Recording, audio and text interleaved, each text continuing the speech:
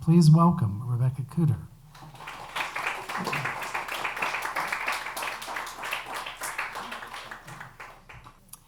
One, Scratchland. During a year not unlike 1917, in a place like most places, Scratchland spread across the horizon. Occasional shrubs and rusted weeds interrupted the otherwise blank canvas. A world faded from lack of notice, rot of time. Things weren't alive and green here. This stillness, this dry, dusty shadow, offered only memory and its silent repercussions. Years before, opportunity had stolen all mature trees. Bend, snap, cut went the rhythm of thieves. Sure, trees fall naturally sometimes, and storms leave carnage. But these logs were felled, too many, too fast, and rafted down the river. Money to be made. Trees would grow back, some said, then forgot to plant seedlings. No thought beyond the next greed meal. Along the river, a few bushes spangled the banks, a fringe of sorry lush. No matter the abuse, no matter what, usually some form of life will survive. And so after the trees were taken, the dry season came and stayed.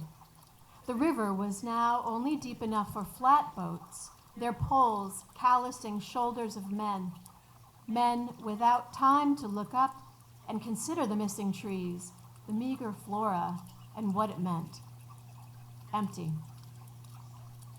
Except, in one direction, machines, buildings, spines of steel sprung from the ground, seeded by metal bits. Come closer. Observe the metal monster machines that loom round the Tower of Misfortune. A huddle of canvas tents, trembling, light peeking from openings like eyes and silent mouths, afraid to waken the sleeping machines. From the main road, a path of dust leads the curious to a gate in a tall iron fence. Strung above the gate, behold, a painted banner, wide, proclaiming letters, the 8 Mile Suspended Carnival. Should you look closer, you might notice layers. The banner, repainted year upon year, canvas clutching paint. The place itself might otherwise be mute, might disappear. Look, the scabs on the steadfast banner say, I exist. Nearby, civilization eroded. Stagnant holes languished, hollowed out long ago. The holes were never filled in. The work was left mid-sentence. The 8 Mile Suspended Carnival, meanwhile, sighed but stood. What else could it do? Undeparted beliefs, notions, curated imagery. The 8 Mile Suspended Carnival, faded remembrance and forgetting, existence and extinction. Faded paint on the carnival sign, unclinging surfaces, pink and blue and rusty red, and the dust of the paint mixed with the dust of the ground, and the rain dogs barked. What else would rain dogs do? And with gusto, gobbled from their dog dishes the forgotten layers of wonderment, death, reincarnation, and how much longer before its next death and rebirth carnival. Maybe you can imagine such a place.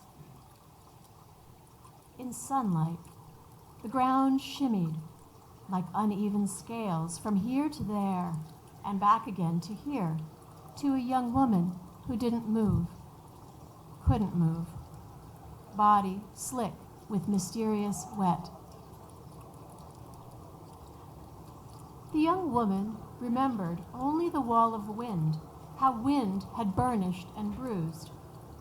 She was a tossed stone, the soil magnetic, seized her arms and legs, held her body on the cracked ground. Light seared her eyes. Misery, a grinding symphony. Drums, cymbals, shouts, and trumpets, a cacophony of sting, rip, ache. Outside, her surrounding thickness, she heard water, its constant call, and not far away, and other sounds, not watery. The sounds came closer, words moving toward her. She had lain on that scratch land forever. Viscosity enveloped her when she was born onto this ground, like oil, but tightened into crust, a shell, and inside the shell were pulses of pain and heat. She strained to move, discover which parts worked. Her anguished muscles and bones collided, screamed, but only echoes filled the air where there might have been motion.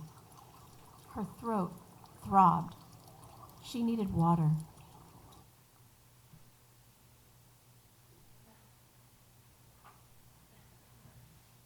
A voice said, "Who's this naked creature?" The young woman opened her eyes. A blur, face of the divine feminine.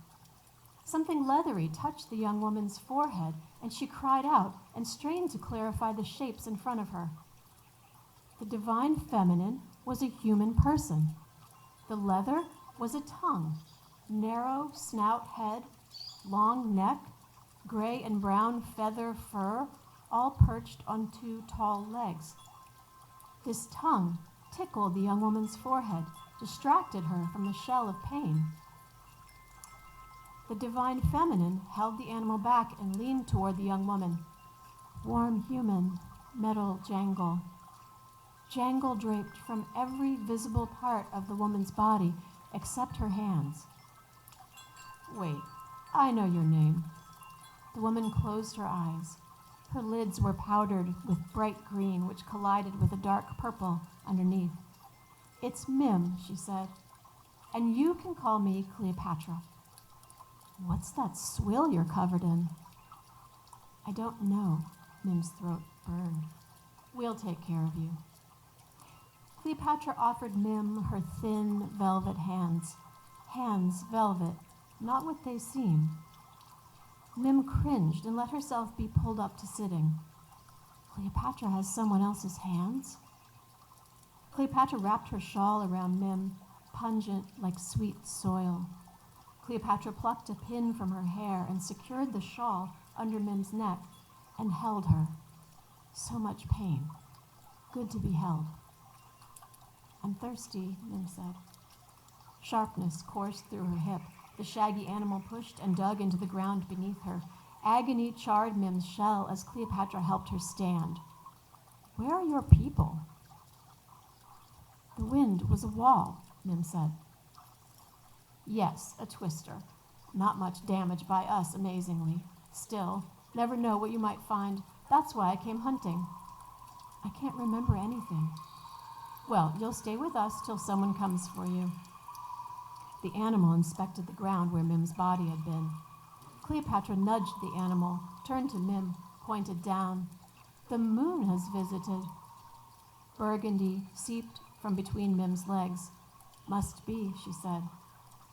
"Can you walk?" Cleopatra asked. With each step, pain slunk from the dirt into Mim's legs and frayed her bones. Finally, they approached a gate in a tall iron fence. Within the fence, a cluster of spidery structures stood, fancy like giant metal flowers. A banner, paint clutching canvas. "Welcome to the 8 Mile Suspended Carnival," Cleopatra said. Inside the gate was a freestanding doorway, but instead of a door, there was a metal slab with a list of words and numbers. "What's that?" Mim asked. "The rules." Cleopatra pushed the metal slab open, and they went through. They passed tents and pens and booths, metal wrapped with cloth. A greasy smell invaded Mim's nostrils. Ahead was a grand building with a porch as wide as its front. curl-topped columns stood like stalky teeth, fangs to hold up the porch roof. A bald man was sitting there on a low stool. He looked up from a piece of wood he was scraping. "Went out to see what the storm brought, and look who I found," Cleopatra said. "Says she was dropped by the twister. Doesn't know from whence she came. Give her your water, would you?" The man handed Mim a wineskin. She drank. Her bones recalled their weight. "Where was she? We already salvaged everything," he said. Cleopatra pointed to where Mim had been. He turned the wood in his hand several times, rubbed the surface, stared at Mim. "Survived the twister? How unlikely you are." His smile was a glint, a live thing. "Can you do anything, foundling? Some sort of work? We can't collect strays." "Meet the boss, Mr. Suspender," Cleopatra said. "Hello," Mim said. "Charmed," he said. "Let her rest in my room first. She's all torn up. Look at her," Cleopatra said. "Where are your clothes?" Suspender said. "I don't know." "Wind must have torn them off, poor cowling," Cleopatra said. "She'll stay here till her people find her." He studied Mim. "Where did you come from?" "I don't know," Mim said. "I can't remember." She started to cry. Had wind sucked her from something important? Maybe people? A family? Beyond the grit and violence of the wind, all she remembered was waking on the ground, bruised, cut, and naked. Suspender held his knife as if to resume carving, but did not. His hands formed a beauteous sculpture. Somehow he gazed into her body. His scrutiny made her warm. "Did you show her the rules?" he said. "That can wait," Cleopatra said. "Fine, she stays with you. Go on and patch her up." Cleopatra bowed and led Mim inside the hotel lobby, where lamps glowed like moonbeams. Up a staircase to the first landing, then down a hall. Cleopatra opened a door. Mim coughed. The room smelled like burned rice. Cleopatra lit a multitude of candles, fireflies of light. From every surface, the room's intricacy accumulated into something heroic. "I'll find a dress for you to wear, then rest in a sponge bath." Cleopatra pulled aside an iridescent curtain, revealing a rack of garments. She chose a worn, dark blue dress. "This is mine. You'll swim in it. You're too small. But it won't trouble your skin, and I don't mind if it gets that mess on it. It's just an old rag." She helped Mim remove the shawl and put on the dress, then produced a pair of bloomers and a thick flannel pad with 8 short ribbons attached, and handed it to Mim. "Wear it between your legs," she said. "It'll catch the moon." "I've bled like this before," Mim said. "I think. Feels familiar." A short, movable screen of black carved wood and red silk divided the room. Silver stitches sailed across the silk. Silver birds and butterflies trembled upon an imagined wind. Mim studied the screen. 5 butterflies, she said. "Oh?" I never counted. After Mim was dressed, she rested on the bed. Cleopatra said, "Now, let us figure you out. You must remember something, a face, a dream, some echo. I can't purchase this idea of nothing. How old are you?" "You're slim, but the breasts, and full of moon, of course. It wasn't your first time. 17? 18? Anyway, you can't be 20. "The wind has talons," Mim said. She surveyed the collection of glass and feathers, but all this beauty pained her eyes. Along with the grease of the 8 Mile Suspended Carnival, Mim smelled something else, something powdery and bad. The twister had stirred up whatever had been sleeping. The odor took shape and seeped into her pores. She touched textures, rough floor, smooth dress, and worn blanket that covered her. The symphony of pain toward her body. She tried to muffle it, but breathing didn't help. The band made sound like steps, But then, they weren't inside her. They were real steps, voices, and the door opened. Suspender came in with Cleopatra. Mim hadn't heard her leave. He rolled a metal box into the room, unlocked it, rearranged parts, and in a few maneuvers, clattered together a second bed. "Behold your cot," he said. Cleopatra helped Mim sit and offered a glass jar full of something. "Drink it fast," she said. The stuff was green with sediment that tasted like metal and dirt. "What was that?" Mim said. "A helpful substance," Cleopatra said. "Yes, our fortune teller is very helpful," Suspender said. "All right, you can stay, but you'll need to abide by the rules." Of Suspender, Mim saw two parts, the outer crust and something inside, barely visible, something tender. "That can wait," Cleopatra said. She lifted another vessel from the tray and offered it to Mim, who drank, warm, sugary. Warmth dribbled down Mim's throat, and soon she was gently falling, slowly curling her shell into the shape of a claw, which offered some relief.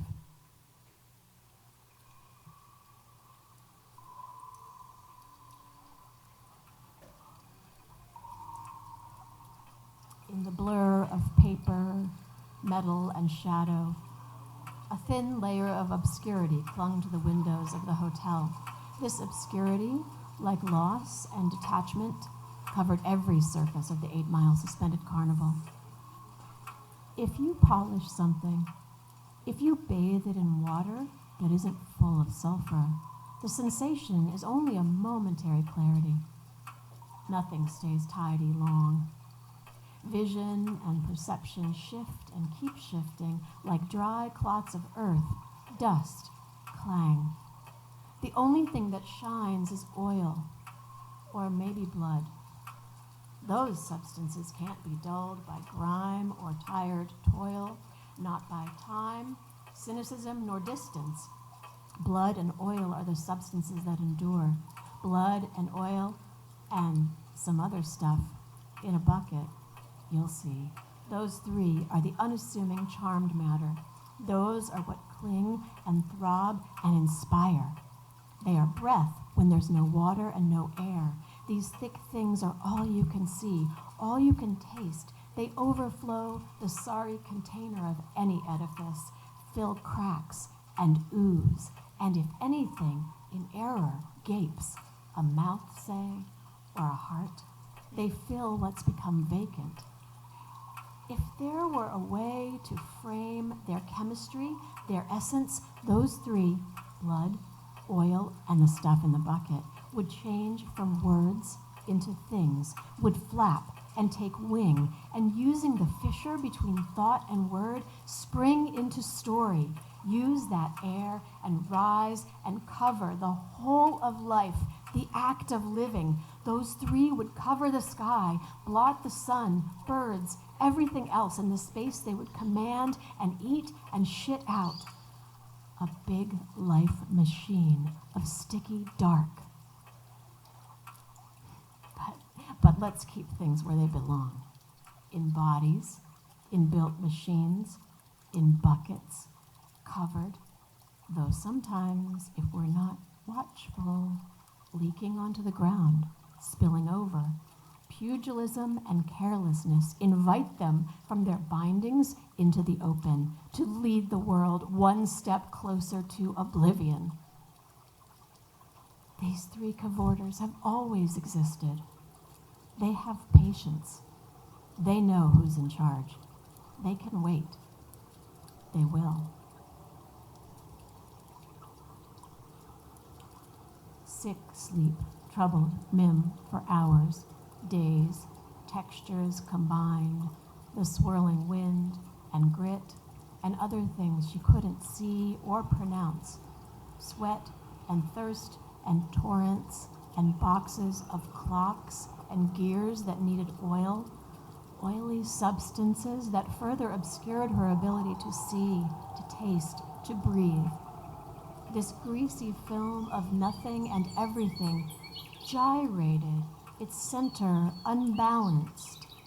undulating, undying, and unforgiving, and unlashing, unleashing. The least sound was an echo room inhabiting her warm head. What connects us to the world? What spits us out, lets us flounder, lets us splash, alone through the stench? Being tossed away, being left behind, forgotten and forgetting. You might think you have a place, but how secure is it? How deep is the hidey hole? How soon will the wind fly it all away, leave you exposed and covered in grime? There was nothing green in Mim's memory. The silky oil of her soul mixed into the gossamer of Cleopatra's room, where everything crouched and waited, where Cleopatra's musk stole into the shadows. Mim was aware the door opened and closed because the air shifted. So surely time was passing, yes? It must be. It must be.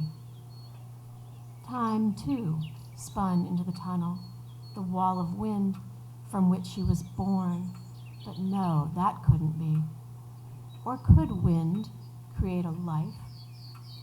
Was that howl and heave? Was the wind her mother?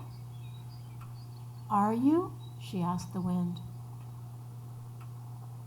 Something knocked around inside that swirl, folded her psyche, already frail as worn silk, already translucent, already near failing.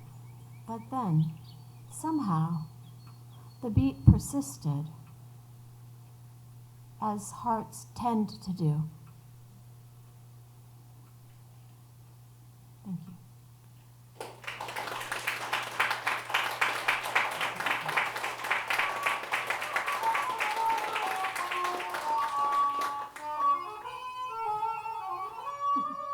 Thank you for joining us. Thank you.